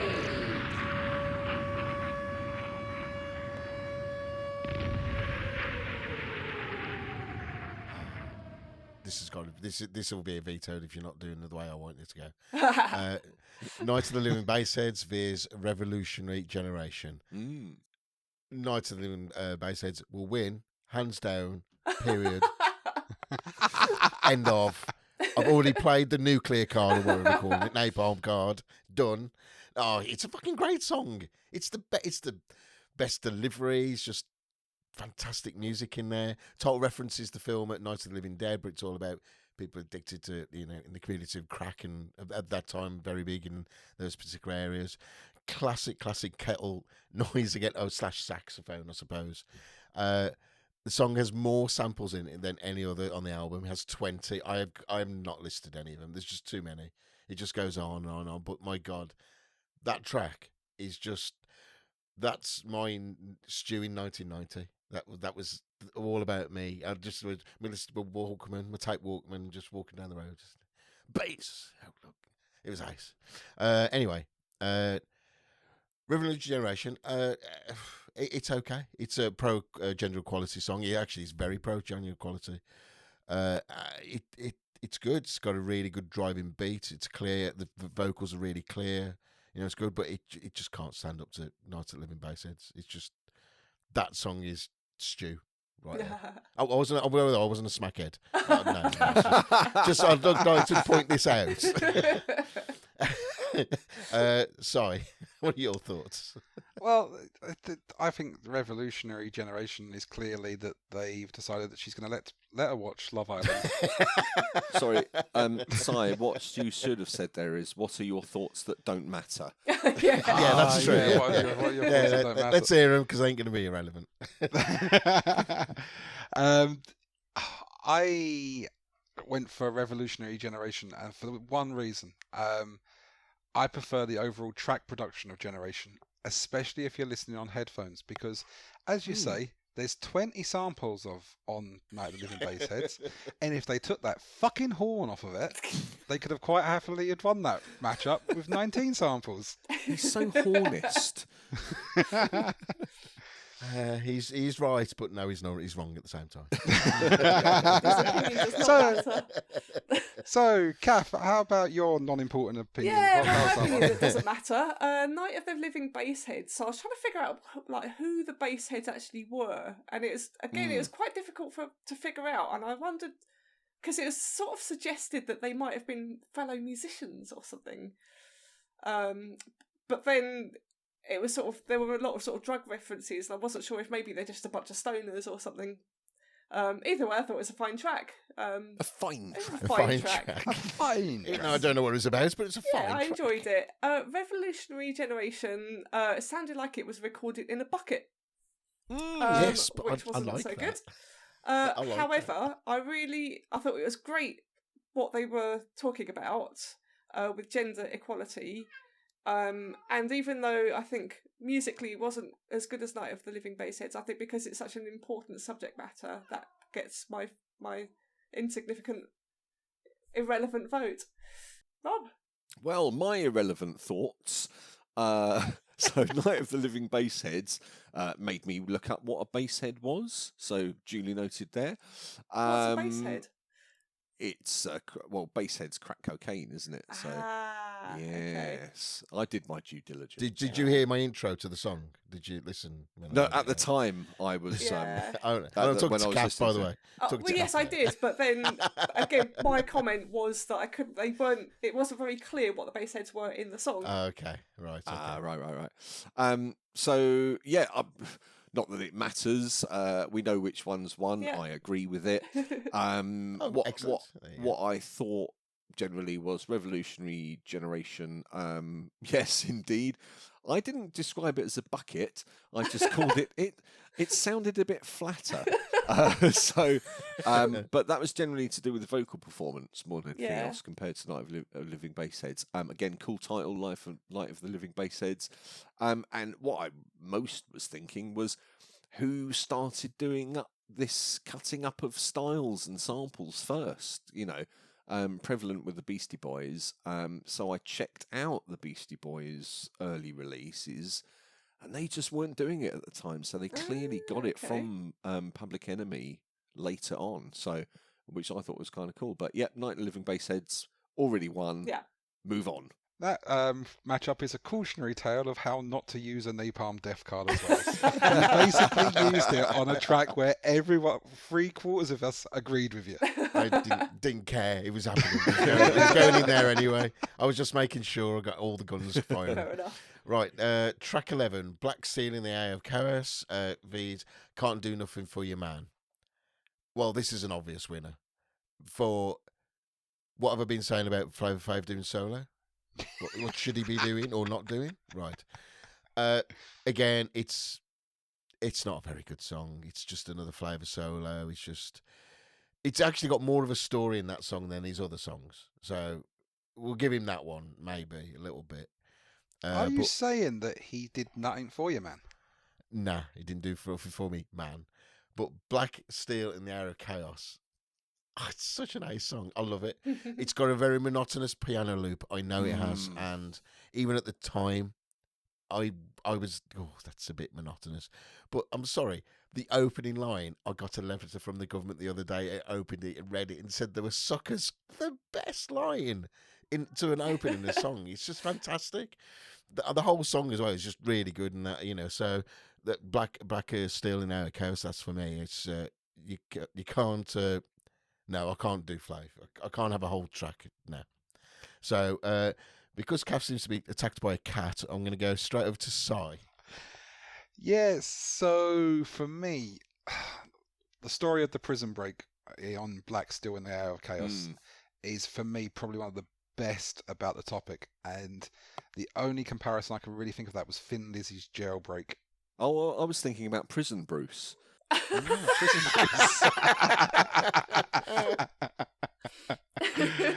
No, it's not a Brucey moment, that one. No Brucey bonus for this one. But Nuttin instantly took me back to the Kid and Play house party movies. Oh my god. Because I think it featured in one of them, and it's totally that sort of type of hip hop that Kid and Play had highlighted in all of those movies. And I loved the house party movies in the 90s.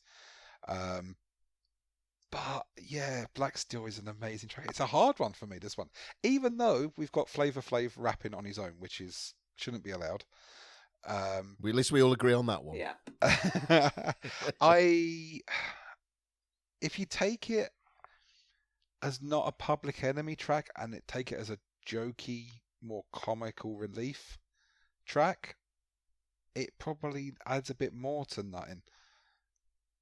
But it is part of a Public Enemy album, and Black Steel has to win it on this one.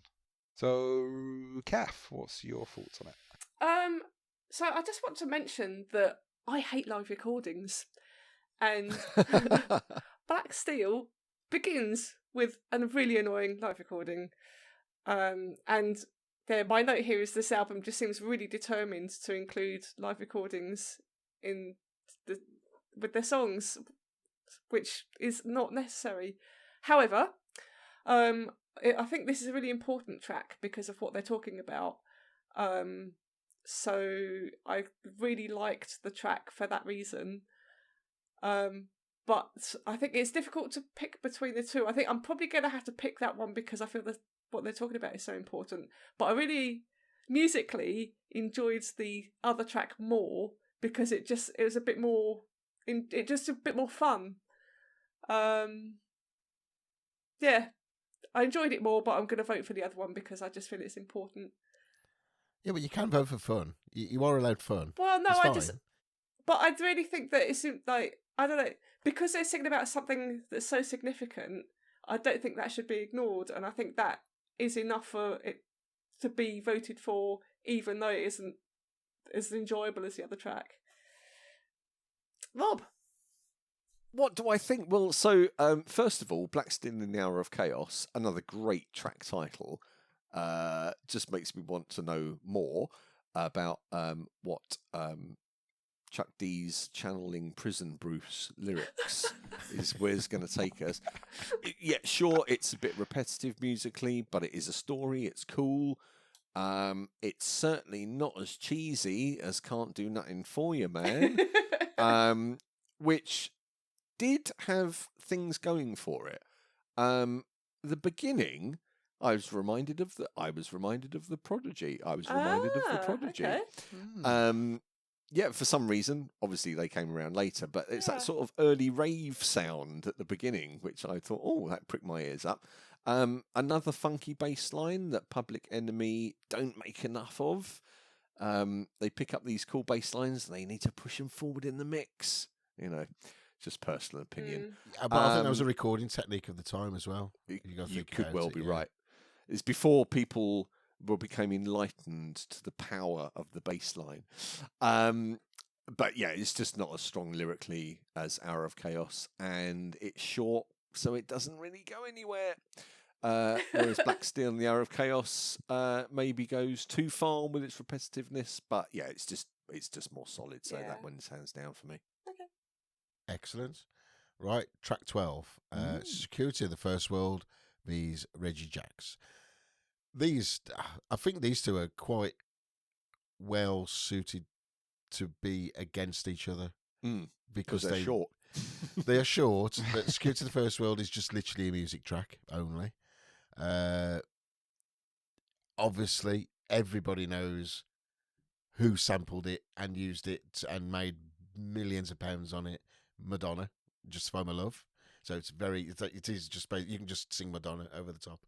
But obviously, this was done way before Madonna. I did, and it's a great track. But it's one of those. It does go on too long. You only need like a few bars, and you get the general gist. It's and the only thing what splits it up is a that like beepy noise thing there. So Reggie Jacks.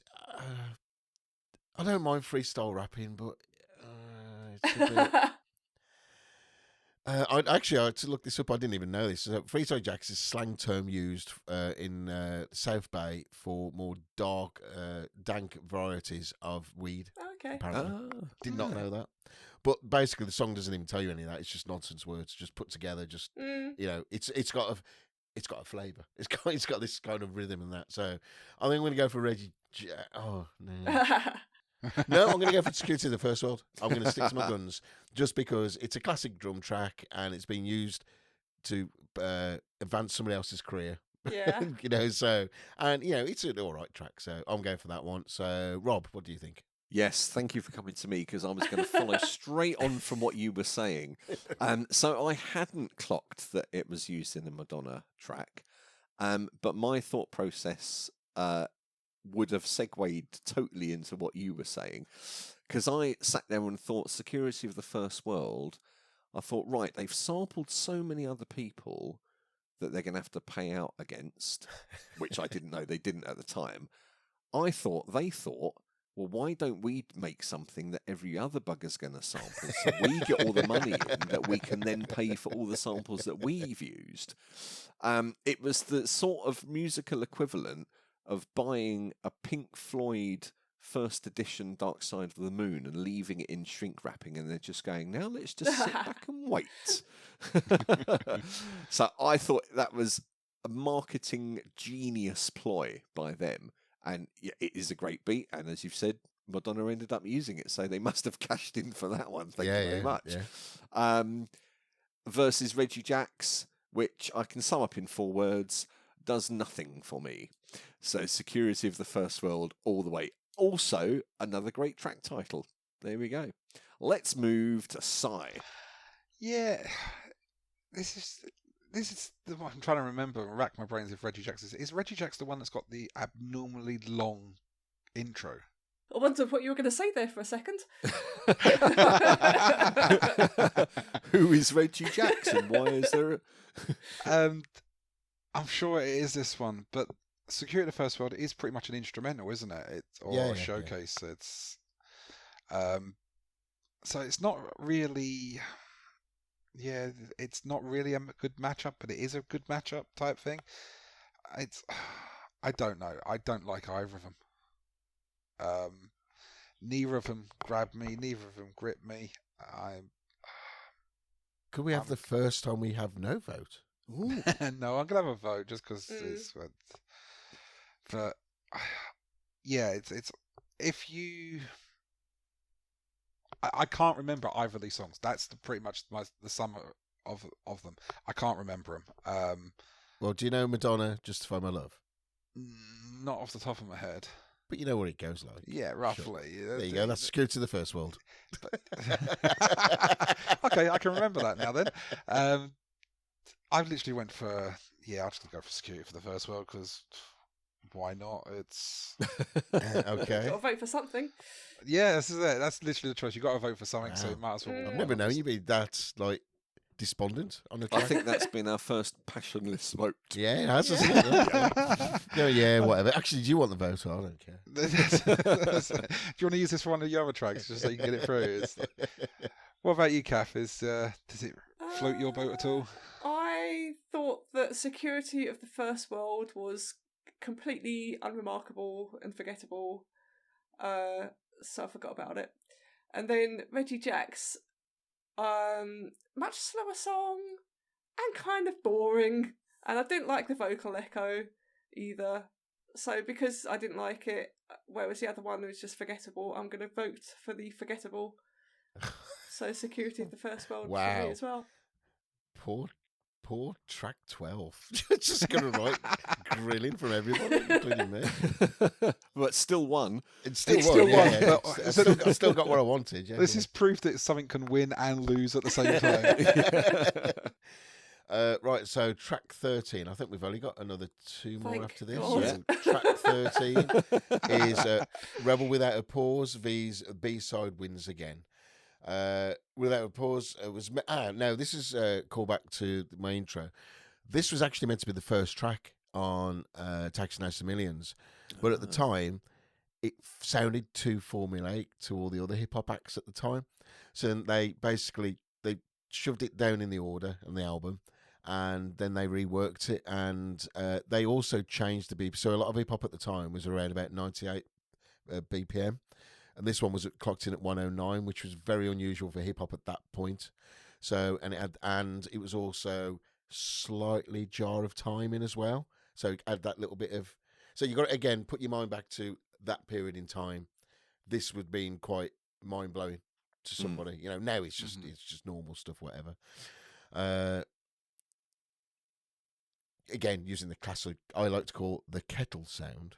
Or overdubbed sax sound, whatever you want to call it.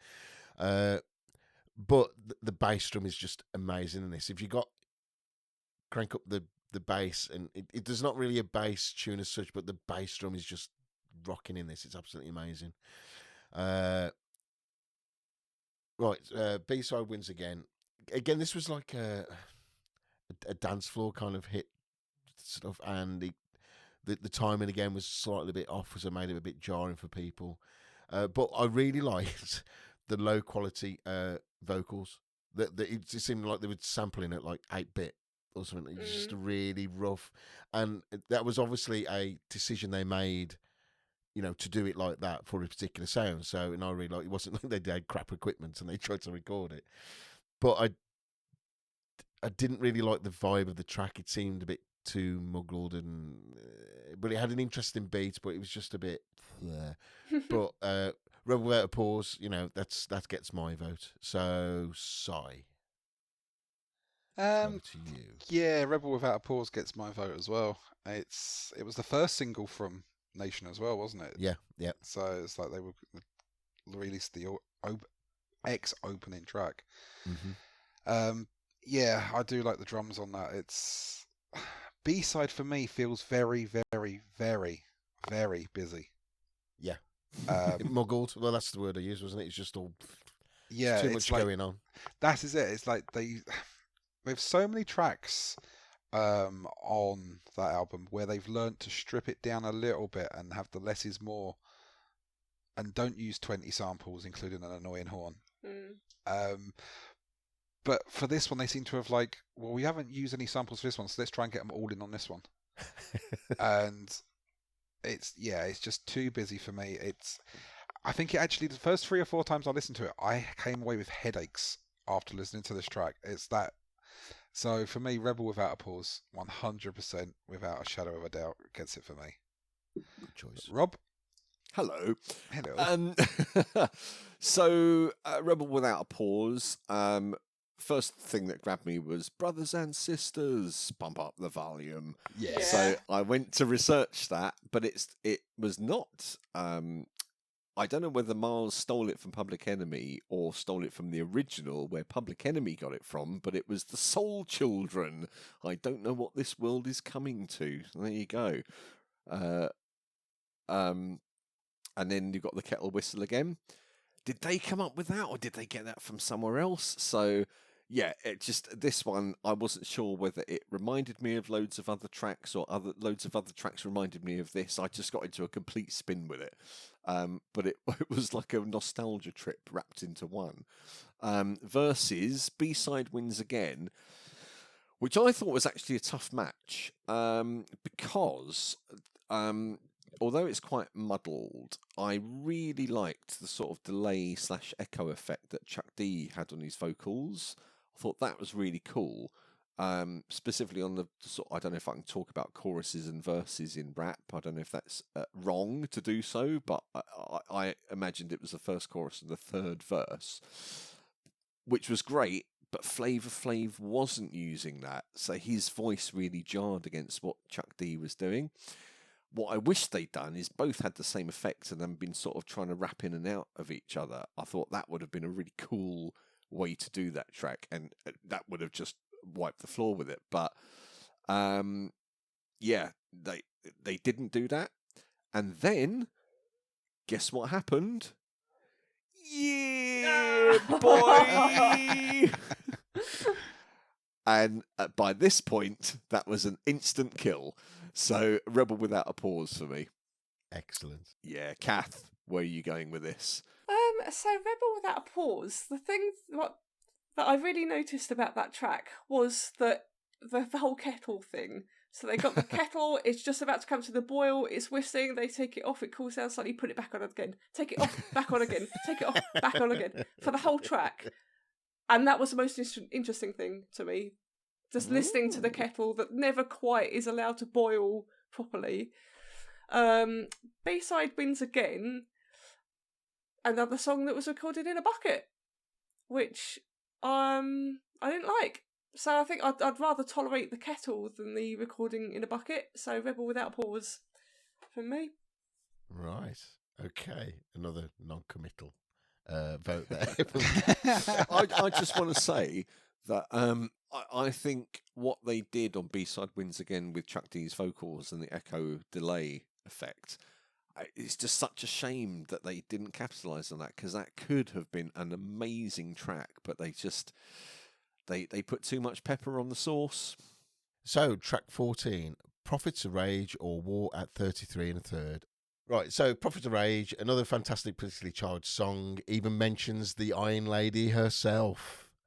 Did anybody pick up in there Yep, in the lyrics? I was going to Yeah. mention No, I that didn't. as well. Yeah, Thatcher gets a She mention. does indeed. Ah. So it's a great song. Also, interestingly note, members of Rage Against the Machine. This is their spin-off band called Prophets of Rage, who also did stuff with Chuck D and what's the guy's name from House of Pain? I've got his name. No, Anyway, him as well. Cypress Hill. So Cypress Hill. That was I it. don't Be Cypress Real. remember. Yeah, that's the one. Be Real. So Yeah. That's a great name, isn't it? Listen, you don't want to get the Cypress Hill fans hating on you. It's already Flavour coming for you already. But you'll hear him coming from around the corner because you'll hear, yeah, boy. Yeah, Cath. And then War at 33 and a third, and it's a really good aggressive track. It is driving beat. The track is also meant to flow into the final song, the headliner, if you will, of the album. But it's a great track. I think it's a nice one. But my vote goes to Prophets of Rage. I just think I just love the fact they mentioned Margaret Thatcher and they're American and they've got no reason to. It's awesome.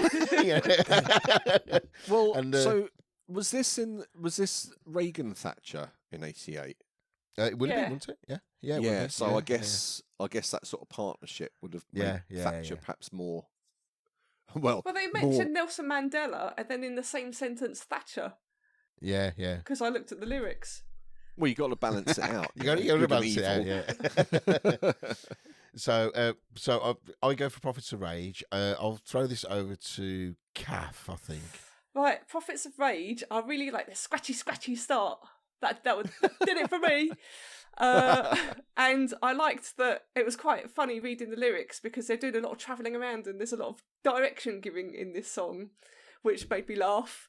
And also there was a serious case of hiccups right in the middle of the track as well, which was also quite entertaining. And like Stu has said, the unexpected mention of Margaret Thatcher. So it was, quite an interesting track. I enjoyed it. So then the War at 33 and a third, not keen I'm afraid, sung about a whole bunch of fights. And then the sample in the middle completely breaks the flow of the song. It's like a different beat and tempo and everything.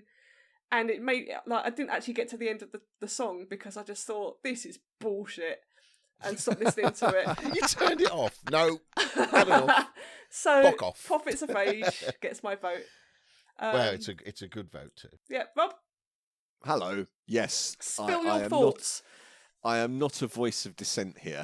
Again, Prophets of Rage just got me thinking about who was doing this first, Beastie Boys or Public Enemy, and or did this have an effect on the Beastie Boys switching their style later? So yeah, I could see Doing a the bit influence. obsessing about this whole Beastie Boys thing. Well, it just this whole sort of sampling the beats and the doing funky wah samples and sax samples and sort of almost creating lounge music out of earlier stuff that was then rapped over. I was like, well, the Beastie Boys, they didn't start like this. So where did they get this idea from? And clearly it was these guys. So yeah, I could see the massive impact there. And again, another cool song title that makes you want to dip into it. War at 33 and a third. Fine track.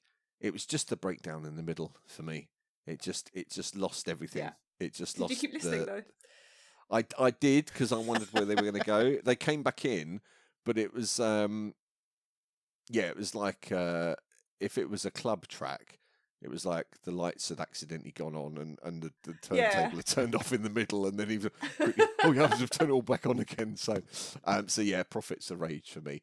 Also, I'm always a sucker for spoken word samples to set up a track, and the intro to this one was, "You're quite hostile," which made me think, where are we going now? So yeah, that snagged me in straight away. So yeah, Prophets of Rage. Let's go, Si.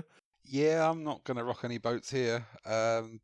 It's Prophets of Rage for me. It's just there's so many elements of it that make you think is like of what was actually going on during the time. Not only like the whole who started these samples first with Beastie Boys, because that does have an element to it, and who followed what, and this was really much the start of that subgenre of hip hop and the techniques. So it's really nice to see where it all started from. And also, as everyone said, it's like the random Margaret Thatcher reference. It's like you're listening to it and you went, they didn't say Margaret Thatcher there. So you'd like turn it, you'd just rewind the track. No, I think they did. And then you're looking at the lyrics. Oh, they did. Okay, how? Why? What the fuck? And so War of 33 and a Third. Yeah, that sample in the middle it doesn't only jar you out the song, it actually makes you think it's a different song. Yeah, exactly. It's like I honestly thought that was the end of that song, and it was like, right, okay, War at 33 and the Third's got out for me. That was quite good. Oh, it's actually the same song. No, that's shite. What the fuck are they playing at?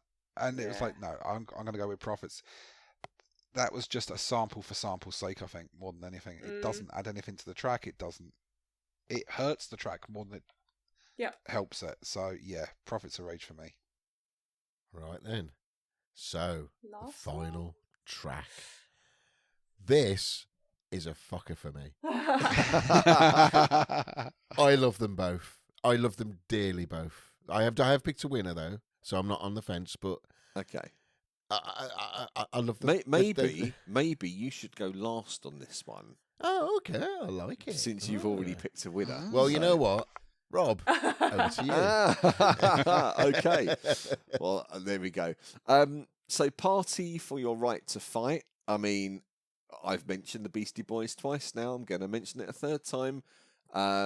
They've clearly got something going on between the two of them where they're trading stuff off. And, I like that idea. We'll use that. All those guys come up with something good. So yeah. But that was really the only thing that stood out for me on that one. Fight the Power, a bit like going way back to Don't Believe the Hype. It was one of those that just made me think, oh God, I've heard this in a club, or yeah, this brings it all flooding back.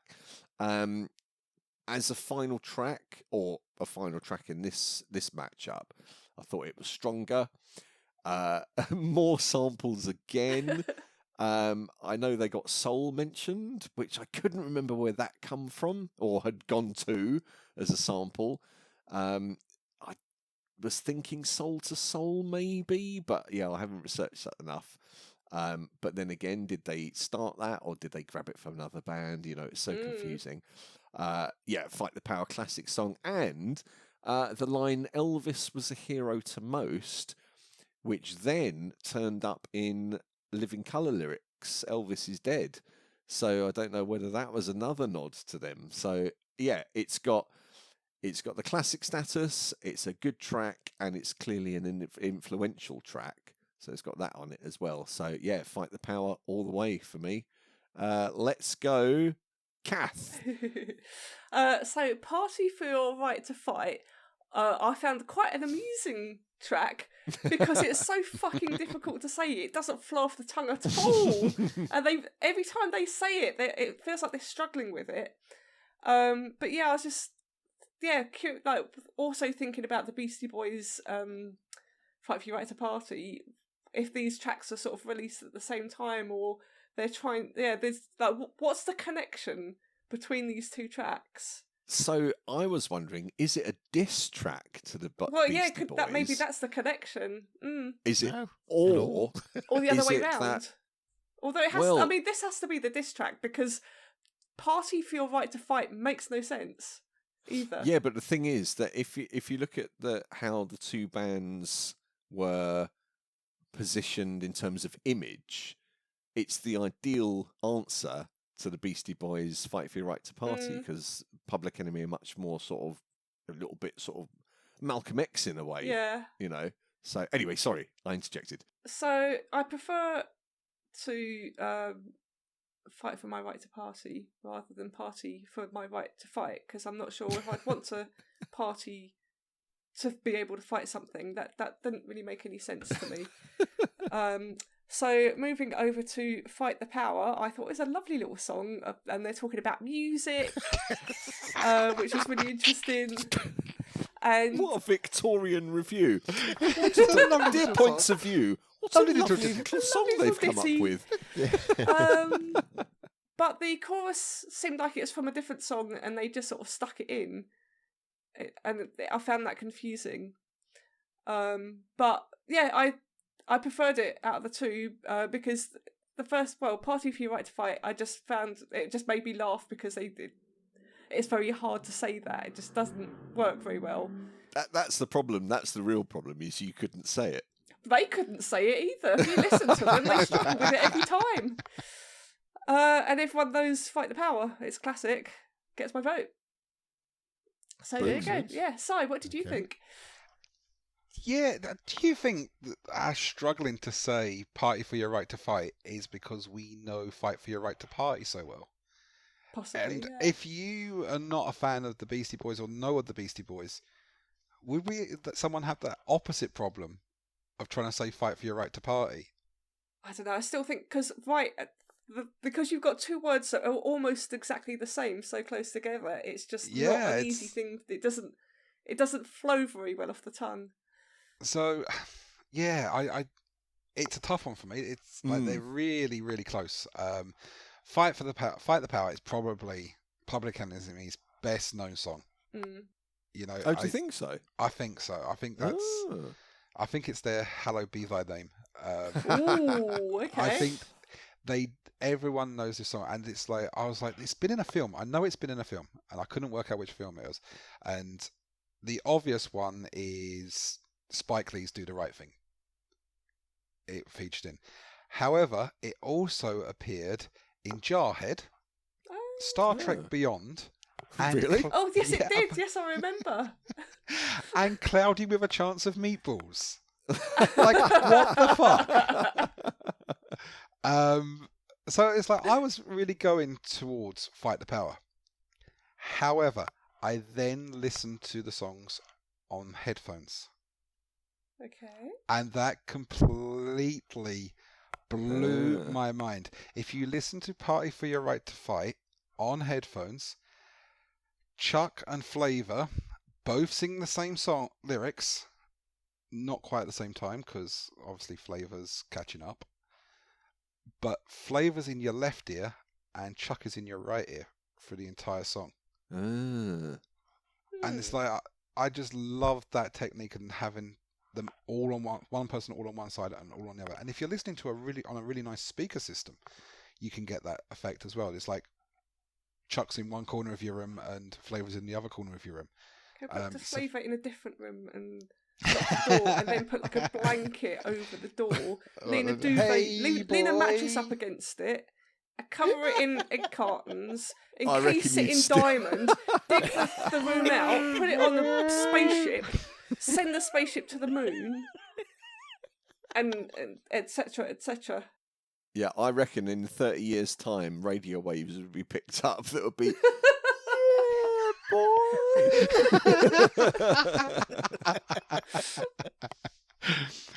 So for me, just because of that recording technique, as much as I love Fight the Power and I think it's a better track overall, the recording technique of Party for Your Right to Fight, even as hard as it is to say, gets it for me. Okay. Right. Wow. So, Yeah. Right. my 2 cents worth. Back to the Grandmaster. Did any of you actually read the lyrics to Party for Your Fight to Right? Fight, even. No, I think I lost interest by then. Right. This is one of the opening one. Power equality, and where we're out to get it. I know some of you out with it. A party started right in 66 with a pro-black radical mix. Then in the hour of 12, some force cut power and emerged from hell. This is a really political song, and you've just gone, yeah, it's like the Beastie Boys. yeah. They're just talking about drinking beers and shagging. Yeah, Beastie Boys. I thought it was history, Bruce, but Fuck there we go. me. I mean, it's just like, this and Fight the Power are really political songs, and they are so closely matched in every way on the lyrical content. But Psy has got it absolutely smack on. When I first heard Oh, Party, it blew my head. I couldn't believe it. It's going, Flavour's in it. And What? you were so Drunk excited is by in what this Si said. I think you sort of you blew at your microphone in sort of delight. It's Yes. just, because it was awesome that somebody's picked up on this as well. It's like, so obviously, it was an amazing recording technique, and and I do think they offset Flavour in the timing, and that was a choice. That wasn't because he can't do it. He probably can't do it, to be fair. But I do think it is a choice. I do think it is a choice, and it's the only song I will condone him singing all the way through. The only one. it's got to be. be a choice because the engineer and producer would have stepped in. And Exactly. If Yeah, they it were has going to to do it be. on time, they would have done Yeah, it. yeah. So. And Fight the Power, song of 1989. That song, Do the Right Thing in the film. That was basically every other scene. There's Fight the Power. Cloudy and a and Chance all of that sort Meatballs, classic. And Cloudy, could forget that? I did watch it the other day as well. And the video as well for Fight the Power. I don't know if you've seen the video for Fight the Power. It's they're down this Brooklyn street, and it's just great. It's a really good energy video as well. But my vote does go to Party for Your Right to Fight. It's okay. It's got a Ooh. terrible title, but you really have missed the lyrical point of the whole thing of this song. We have failed in the simple task that was assigned We've to let us. everybody down. So that one though, interestingly, there was 2 votes each. Ooh. So Ooh. because I'm the host, Yeah, you get to pick. I get to pick. So it is going to be Fight the Power. Party for Your Right to Fight. Wow, controversy! You're going to rob people of the playlist to have Fight the Power on there. Well, basically, we've picked Takes the Nation of Millions, apart from 1, 2, 3, 4 songs. Fair play. So, what, Simon, are we going to call this album? The name of this album that will be featured on Spotify under the album Armageddon profile will be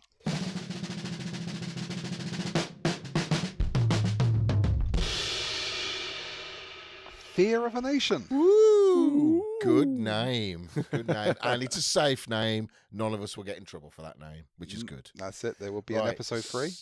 So, so from the top, we got Bring the Noise, Don't Believe the Hype, Welcome to the Terrordome, Pollywanacraka, Anti-End Machine, Louder Than the Bomb, Court, Can I Get a Witness, Who Stole the Soul, She Watched Channel Zero, Night of the Living Basehead, Black Steel in the Hour of Chaos, Security of the First World, Rebel Without a Pause, Prophets of Rage, and Party for Your Right to Fight. The very political song. You look disgusted, Stu. I just thought it was worth mentioning before we sign out. So obviously these 2 albums came from 88 and 90. And I think most people would probably think Public Enemy was synonymous for that time. But they're still going. I think they're on their 15th God, can you album, imagine? something like Yeah. this. I saw them 4 years ago. Yeah, what are you So- going to do when the grid goes down? Released in 2020. So yeah, they're still rocking it. And then, go. amazingly, the grid went down for 2 years.